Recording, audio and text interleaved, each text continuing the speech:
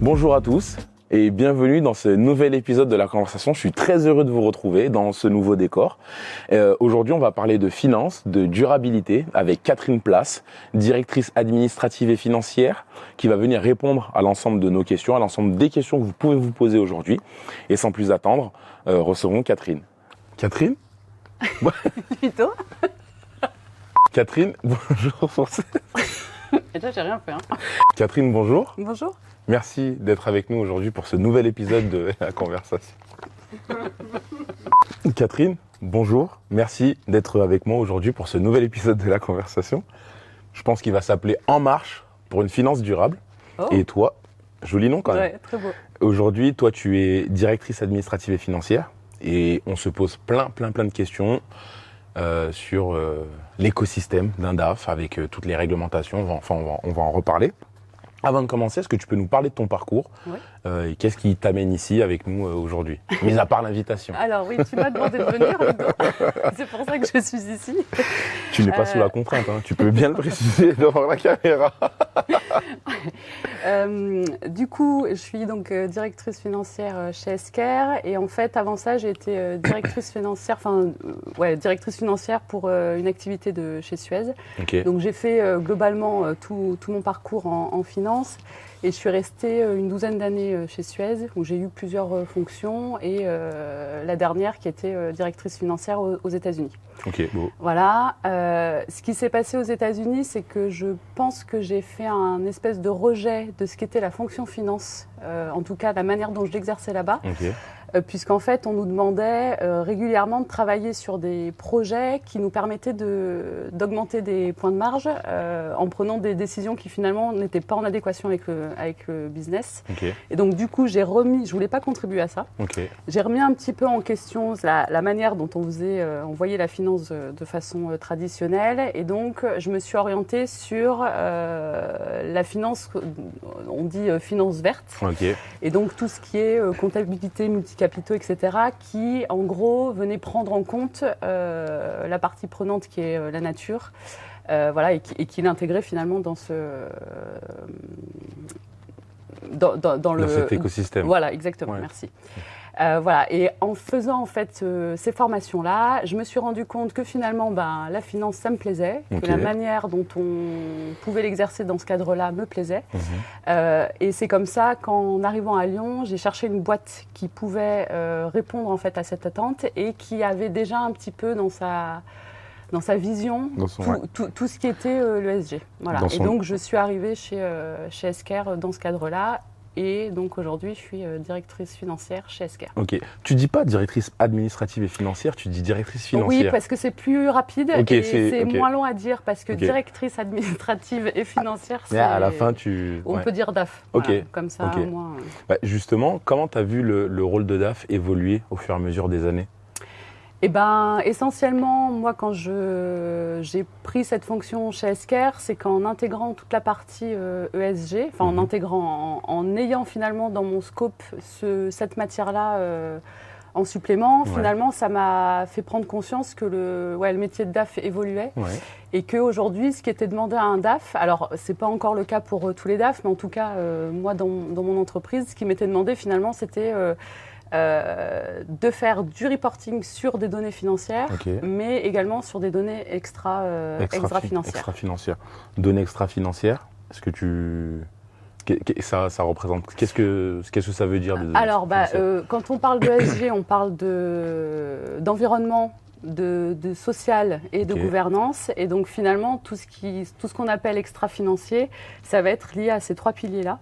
Donc, ça va être des données, par exemple, sur l'environnement, ça va être des données sur nos émissions de carbone. Quand on parle de gouvernance, ça va être des données sur le nombre de femmes au comité exécutif, le nombre de membres indépendants, d'actionnaires indépendants, ce genre de choses. Et sur le social, là, on a un paquet de données surtout chez Esker. Voilà, ça va être ces données sociales. Ok. Est-ce que tu as observé un changement de gestion ou un changement de façon de travailler avec les nouvelles technologies qui arrivent, notamment à l'IA ? Par rapport à l'IA, pardon. Ouais. Alors oui, concernant les technologies, déjà on utilise beaucoup d'outils, donc des logiciels. Alors je ne sais pas si j'ai le droit de donner des marques, mais type Power BI, enfin ce genre de choses. Voilà. En fait, dans les directions financières, il y a énormément de gestion de données. Donc, en fait, on est obligé de s'équiper d'outils qui nous permettent finalement de fiabiliser la data, de ne pas faire de saisie manuelle, etc., d'automatiser en fait les processus. Ouais.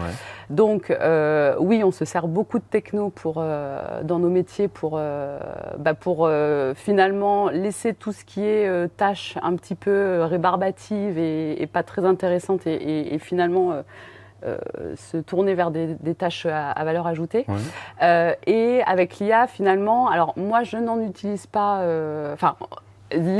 certaines solutions Esker en dispose, voilà. Mais je sais qu'il y a certaines entreprises qui finalement vont faire des prédictions, par exemple budgétaires, grâce à de l'IA. C'est pas des choses que moi j'utilise aujourd'hui.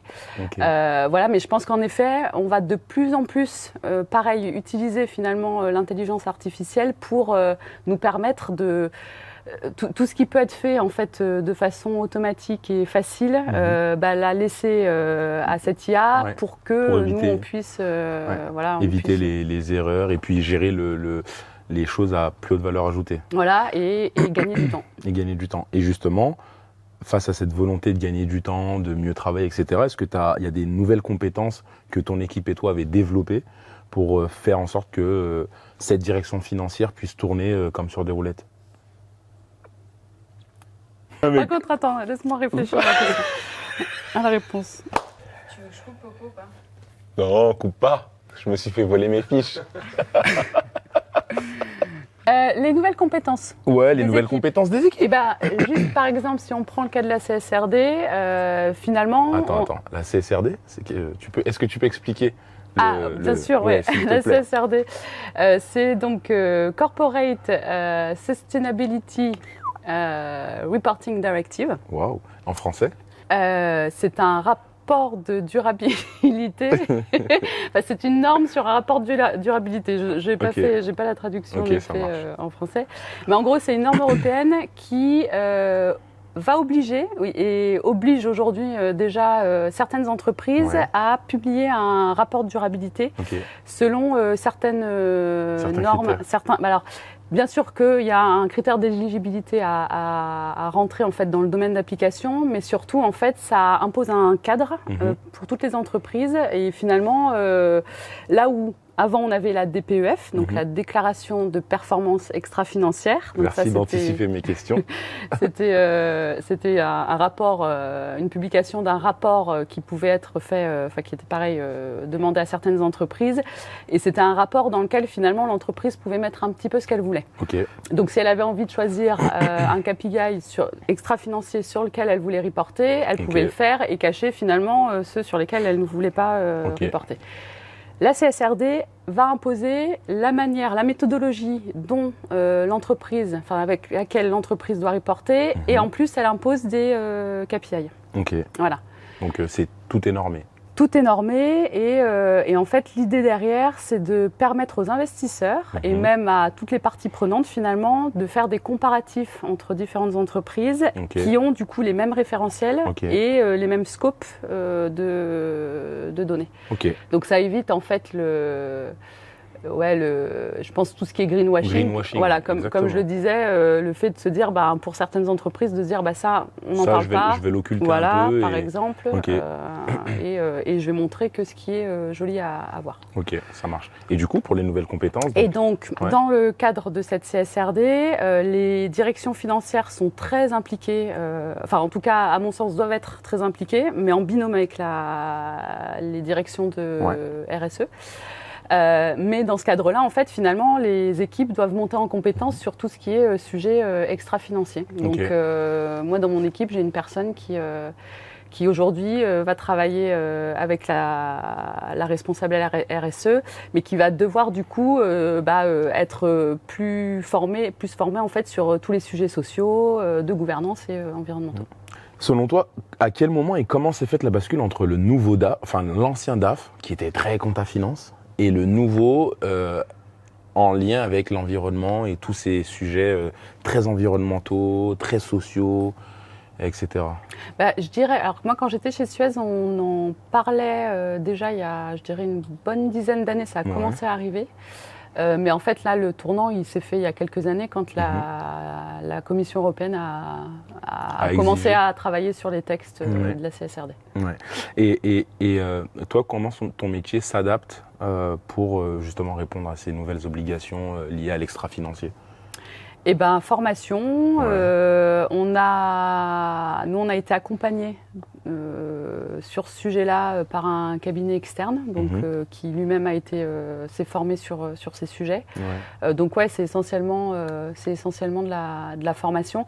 Et en fait, on est quand même aux prémices de cette nouvelle réglementation. Ouais, je pense qu'en fait les changements qui vont s'opérer, ils sont en train de se faire. Donc moi, j'ai pas encore assez de recul, je pense, pour savoir exactement ce que ça va donner. Mais voilà, on le saura, je pense, dans quelques années. Dans quelques années.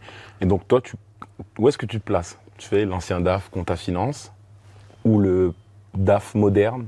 Toi, tu te places plutôt dans une DAF... Ah bah complètement moderne, ultra moderne. Je vérifie juste les chevilles.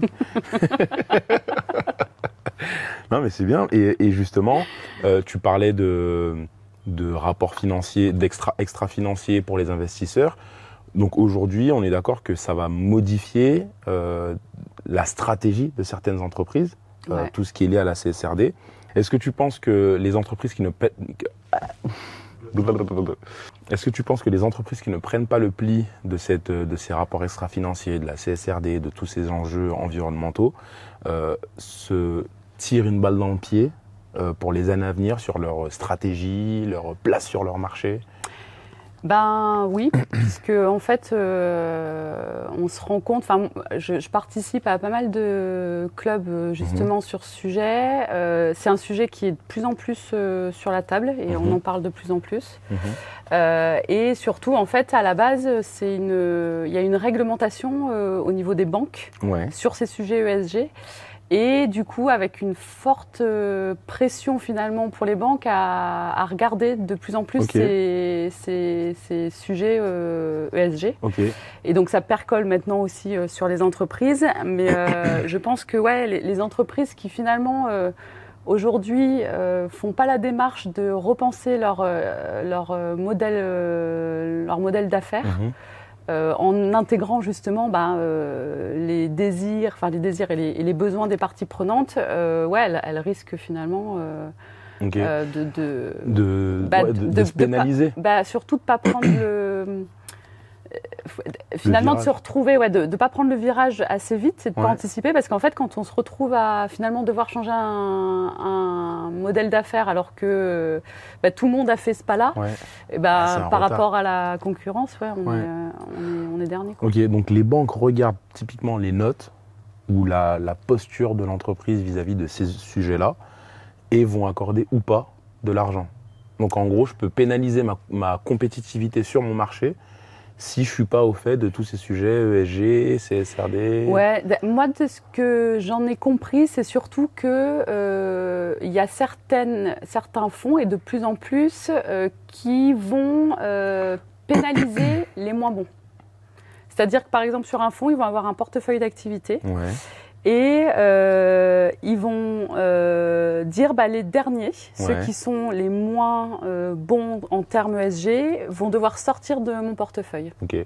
Et du coup, c'est finalement vertueux puisque ça pousse ceux qui sont moins bons à devenir meilleurs et à pas être le dernier du portefeuille. Non, et donc tu nous expliquais que tu utilisais pas mal d'outils technologiques et comment toi ça t'aide à anticiper et à répondre au mieux à ces différentes exigences. Aujourd'hui, on est au tout début. Nous, Esker doit publier en 2026 sur les données 2025. Donc en fait, on est en plein processus.